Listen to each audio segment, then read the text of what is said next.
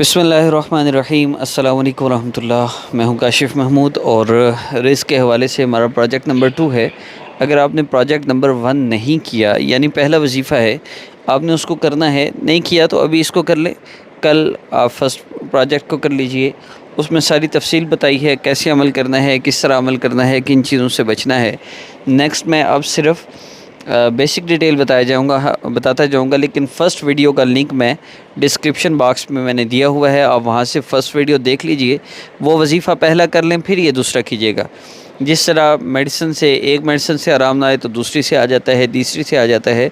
कोई ना कोई वजीफ़ा आपका मसला हल कर देगा इंशाअल्लाह। मुझे अल्लाह की ज़ात से उम्मीद है, बल्कि यकीन है। अगर आपने गुनाहों से अपने आप को बचा लिया और नमाज की 5 वक़्त की पाबंदी कर ली, बस ये 2 काम आपने कर लेने हैं।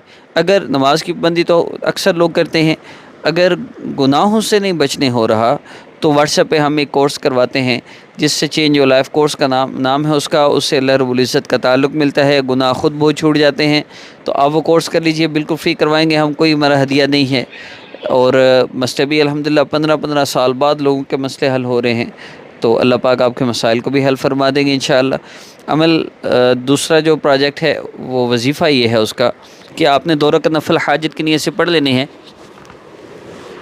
3 मरतबा इस अमल को करना है 24 घंटे के अंदर, और अगले 24 घंटे के अंदर ही इंशाल्लाह आपको फ़र्क महसूस होगा। फ़र्क महसूस ना हो तो फिर प्रोजेक्ट नंबर 3 आप करेंगे, जो हम कल अपलोड करेंगे। इसी तरह हमारे दूसरे चैनल आसान वजीफ़ा ऑफिशियल पर भी वज़ाइफ अपलोड हो रहे हैं।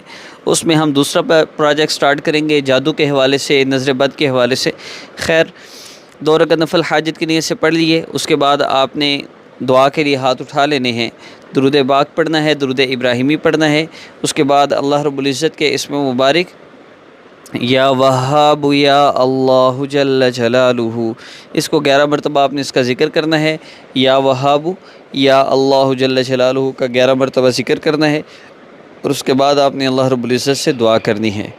11 मरतबा ज़िक्र करना है, फिर दुआ करनी है, और दुआ के बाद आखिर में फिर आपने दुरूद इब्राहिमी पढ़ना है।